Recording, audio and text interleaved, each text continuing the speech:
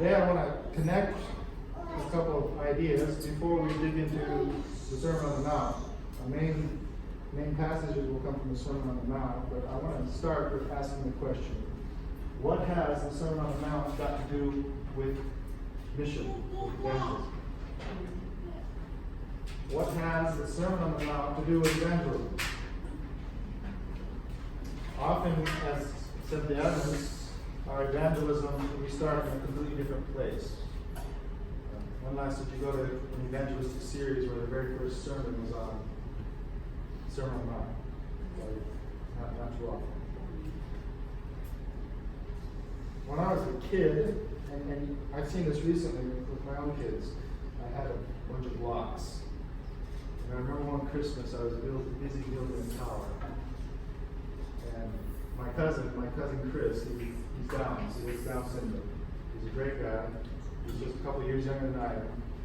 But every time I would build a tower, Chris would come and knock down the tower. And I wasn't too happy with Chris for knocking down my tower. It was kind of a passion for my tower. But my grandfather said, no, it's okay, Richard. Chris likes to do that, so you like to build the tower, you build the tower, and let Chris knock it down. So we did that, I don't know how many times, but that was that day's activity. Me building towers and Chris knocking them down.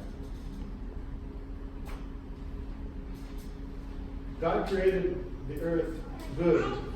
God built the tower marvelously, and we came along and knocked it down. Part of the tower, part of the beauty of the tower is found in the ethical codes of the Sermon on the Mount. God created, we marred, and God wants to come back and put things right. So, the first key link in the chain of connecting the Sermon on the Mount with mission, with evangelism, is to understand that mission is about joining God on His mission of love to the world.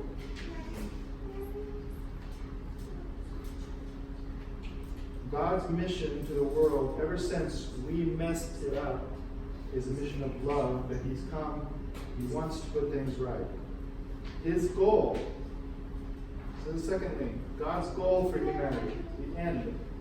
God's goal for humanity is to be with us in loving community. This is the goal. He doesn't necessarily care about our churches or church plants. He doesn't necessarily care about much else. What He does care about is bringing us together in loving community. Theologians remind us that as Trinitarian Christians, we believe that God exists in three persons, Father, Son, and Holy Spirit. And before He even created the world, He was existing in loving community. And He created the world to join us together in the same kind of loving community. So God's goal for humanity is to be with us in this loving community. One way we can call this, one way we can name this is the with God life. You may have heard that before. Remember when I went to boarding school when I was a teenager at 15. Started my freshman year 2 countries away. I lived in Africa, grew up in Malawi, and I went to boarding school in Kenya, which is 2 countries north. It was a 2-hour plane ride, but it felt like a world away. And that first fall, my parents came for a visit, and I looked forward to that visit for weeks. And then when they finally did arrive, I dreaded their departure so much that I didn't enjoy the vacation yet. That with your parents idea. God's goal for humanity is to be with us, to welcome us into the with God life. And the third link in this chain is the fact that evangelism is sharing the with God life with others. The church is our with God community, where we witness to what God has done for us, in us and through us. This is us. This is our with God community. And we are supposed to be an outpost of God's love here on earth. There's lots of pictures for conceiving of the church. Today I want to focus on the idea of an outpost of God's kingdom. This is an outpost. I imagine when I think about the Second World War, and I hear stories about the Second World War, there was a period after the fall of France, before the invasion of the Allied forces into France, when the French underground was very active, making plans, doing what they could against the German occupiers. Imagine those French underground people, men and women, coming together in a secret place, plotting the downfall of the evil empire, if you want to call Germany an evil empire, if you just want to call them the occupiers, plotting the downfall of these occupiers. They gathered as a secret community, telling the stories of what it was like when France was free, and imagining a time when France would be free again. We are like that today, here in this room. We are like a secret force that's meeting in opposition. We know who the winner is. The war is not over. We are meeting in opposition to the occupying force. And just the very fact that we are here puts us in opposition, and it's something to celebrate. We are a with God community, promoting a with God life, and inviting people into God's reign, into God's kingdom. So those are the three links, how I link up mission, evangelism, with the Sermon on the Mount. Mission is about joining God on His mission of love to the world. God's goal for humanity is to be with us in loving community, and evangelism is sharing that loving community with those around us. And if we don't have that loving community, what are we really sharing?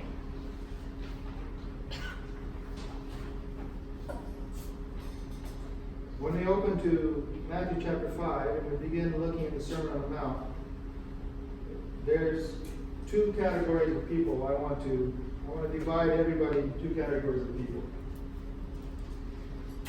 The Beatitudes, which we're going to get into in a little detail, stand for one group of people. These are the weak and suffering people. And the Beatitudes bring a lot of comfort if you are, let's say, if you're depressed, if you're down, if you're feeling weak, if you're discouraged, if you're sad, if you mourn, like this. The Beatitudes bring a lot of comfort. But if you feel pretty strong and that things are going right, they're not really that comforting. That's the other group of people called the strong. The rest of the Sermon on the Mount, much of the Sermon on the Mount is directed at the strong. People for whom things seem to be going right. And it's pointing out to them that even they need God. They need His transformation in their life.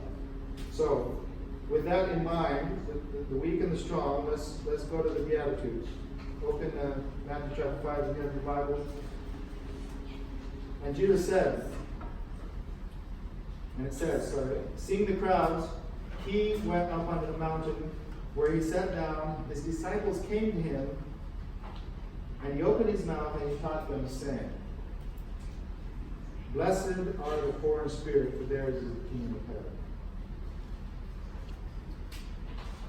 What does it mean to be poor in spirit? How do we translate this into contemporary language? Any ideas? My favorite image is, I think this could be talking about depression. This is directly at the depressed.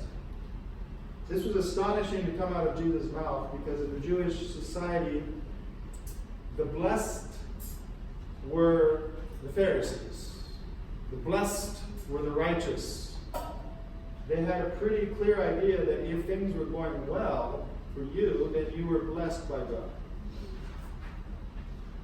And Jesus comes in and flips that on its head. It says, if you're depressed, yours is the kingdom of heaven. Even you can be blessed. Blessed are those who mourn. They shall be comforted. Blessed are the meek, the people who can't even stand up for themselves. The people who are trampled on, spat upon.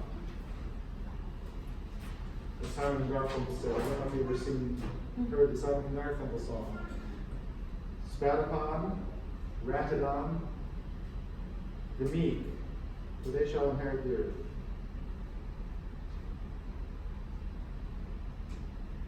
Blessed are they who hunger and thirst for righteousness, for they will be satisfied. Just think about that for a minute. Are you satisfied if you've just had a big meal? In other words, if you are righteous, do you hunger and thirst for righteousness? If you're full of righteousness? These are speaking to people who are patently unrighteous, completely unrighteous. But in God's kingdom, even the unrighteous will be satisfied. This does not mean to say that they will stay unrighteous. They will be filled with righteousness. Blessed are the merciful, for they shall receive mercy. Is it weak to be merciful? I didn't understand why the merciful could be despised. If you look at it on the surface, being merciful is good. But if you want to know what it is to be a despised, merciful person, work in a boarding school where you want to have mercy on one of the students who broke the rules. And you see the staff members who are just so sure that people have to be punished to hold up the rules of the school. I've been on both sides because I've been a school principal and I've been a teacher as well. So I've found myself both accusing students and defending students. And it's hard when you're found facing a room where you feel strongly that you should be merciful, and you're facing a room of administrators or teachers that feel opposite. It's tough. Even you will be blessed in God's kingdom. Blessed are the pure in heart, for they will see God. What's the name? How do we translate the pure in heart here? For me, the most powerful way to read this is the perfectionist. The perfectionist for whom nothing is ever right. Their heart is so pure. Their eyes, it's the picture straightener. Every room he walks into, he sees a picture that's crooked. Right? The version would say, blessed are those who have clean hearts. Blessed are those who have clean hearts. This doesn't mean that they're pure. I don't think it means that they desire purity. That unpurity drives them nuts. That things not being right drives them nuts. And in God's kingdom, they will see God, the only source of true perfection.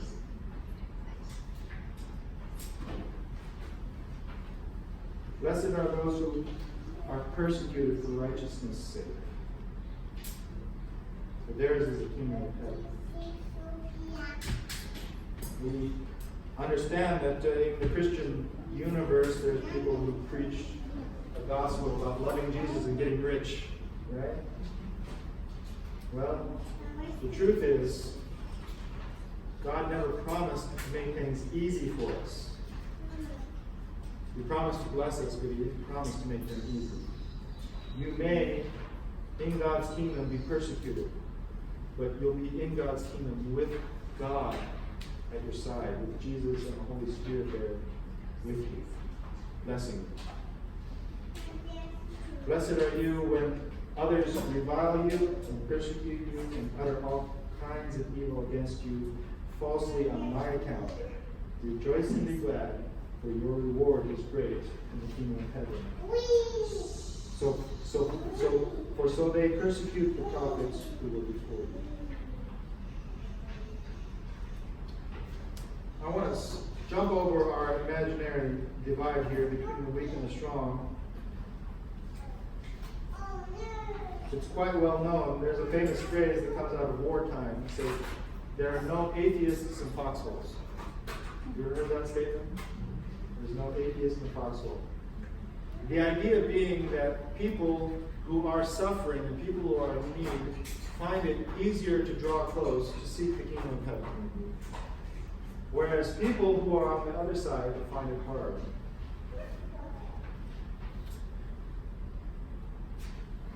In my class this week, I'm taking a PhD seminar on world religions.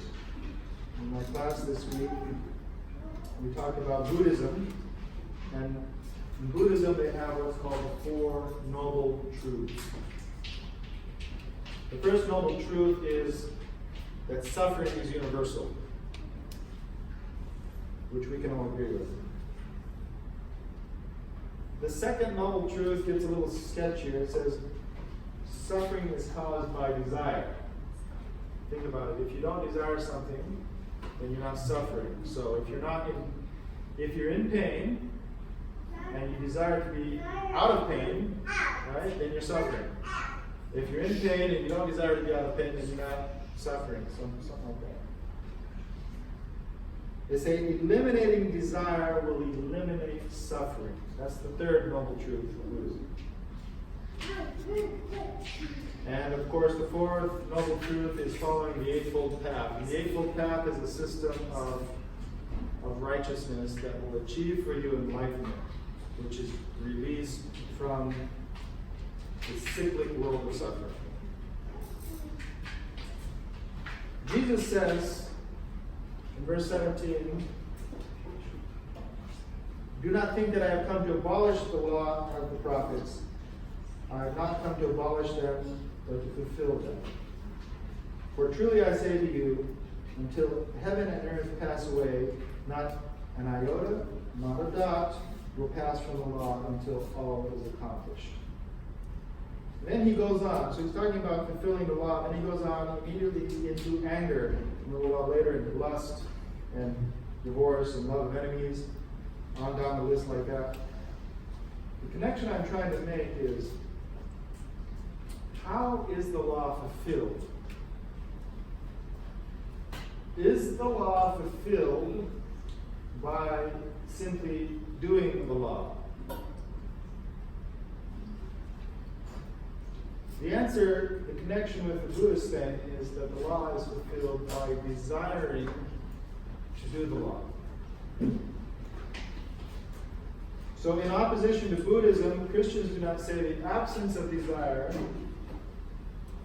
is what saves you. Essentially, that's the Buddhist message. The absence of desire saves you. Christians say you are saved when your desire is so transformed that you want what God wants. Anger. You've heard it said, you shall not murder, and whoever murders will be liable to judgment. But I say to you that everyone who is angry with his brother will be liable to judgment. Whoever insults his brother will be liable to counsel, and whoever says, you fool, will be liable to the hellfire of fire. So if you are offering your gift at the altar, and there remember that your brother has something against you, leave your gift there at the altar and go. First be reconciled to your brother, and then come offer your gift. Come to terms quickly with your accuser while you're going with him to the court, lest your accuser hand you over to the judge, and the judge to the guard, and you put in prison. Truly I say to you, you will never get out until you have paid the last penny. It is not enough, in other words, to simply not kill your brother.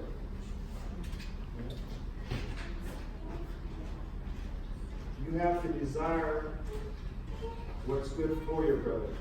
You have to be in it. As one person put it, your responses Your habitual responses have to be so changed that you do not blow your top the minute you rub the wrong way. This is a message for the strong, I think, because how easy is it for us to be angry and feel justifiably angry when we're in a position of power? Parents, when you're in a position of power, it's very easy to feel justified in that. Likewise, similar message about lust. You've heard it said, "You shall not commit adultery." But I say to you, if anyone who looks at a woman with lustful eyes has already committed adultery in his heart. It's not enough to not commit the acts. You must desire not to commit those acts. I'm going to skip forward. Verse 43. You have heard it said, "You shall love your neighbor and hate your enemy." But I say to you, love your enemies and pray for those who persecute you, so that you may be sons of your Father in heaven, who is in heaven. For he makes the sun rise on the evil and good, and sends rain on the just and the unjust. For if you love those who love you, what reward do you have? Do not even tax collectors do the same? And if you greet your brother, what more are you doing than the others? Do not even the Gentiles do the same? You therefore must be perfect, as your Father in heaven is perfect. So this is a message about God, the with God life. And within the with God life, we have both blessing and transformation. Blessing to give us hope and pull us out of our deepest, darkest crises, and transformation so that we can become the kind of people who don't get angry, don't lust, don't strike out in retaliation. We don't have to swear oaths to prove that we're telling the truth, because people know us for being truthful.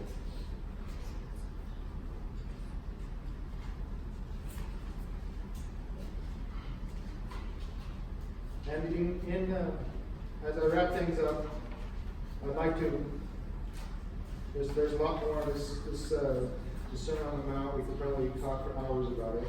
But I'd like to make a connection over to Matthew chapter 11. It's easy to read these instructions about anger and lust and forgiving your enemies. It's easy to read these instructions and get discouraged and say, we're so far from that. But one of the keys comes to me in Matthew chapter 11, in verse 28, a very famous passage. It says, "Come to me, all you who labor and are heavy laden, and I will give you rest. Take my yoke upon you and learn from me, for I am gentle and lowly in heart, and you will find rest for your souls. For my yoke is easy and my burden is light." I imagine this. How many of you know what parapenting is? Parasailing. Have you seen this before? I had a wonderful opportunity when I was about 15 years ago. I was visiting in France, and in the part of France where I was, looking from the mountain down on Lake Geneva, just across from Geneva, in the summertime, parapente, the paragliders walk, literally, they walk off the side of the mountain and they float beautifully in the air. And how long can they stay up? They can stay up indefinitely as long as the wind's blowing. So they can fly 24 hours as long as the wind doesn't clear. Parapente looks like a parachute, but it's designed to glide and to provide lift on wind currents like a glider. to get up the mountain with a parapente, you have to pack it in a big pack. And you have to hike. This particular mountain, there is actually a road, so you could ride a car. It doesn't fit with the illustration. Parapente glider will weigh 20 or 30 pounds. You strap this big burden on your back. And you climb to the top of the mountain. Carrying, it's like carrying the law. The way I view the Sermon on the Mount was the moment where you step off the mountain and you float on your glider. The pack that you carried so heavily now lifts you, and you soar.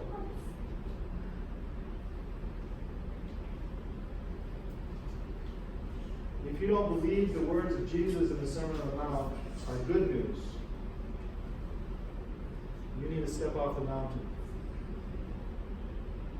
and let that yoke, that strap that holds you, lift you instead of dragging you down. If your problems are anxiety, give those anxieties to Jesus and jump off the mountain in His care. Consider the lilies of the field, how they grow. They neither toil nor spin, yet I tell you, even Solomon in all his glory was not arrayed like one of these. What are you worried about? The lilies of the valley over. So I'd like to leave you with that image. I'd like to do harm to the kingdom of earth, the kingdom of Satan. I'd like to do harm to it today by proclaiming a new vision.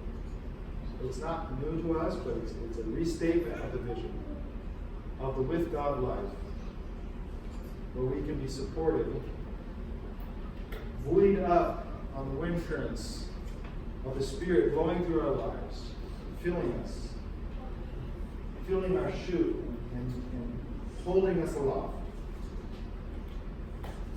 If you don't believe the words of Jesus, put them to action and see that they're true. Let us join together in the with God life, in a community that is with God, and so that we can be an inspiration and welcome others into this with God life.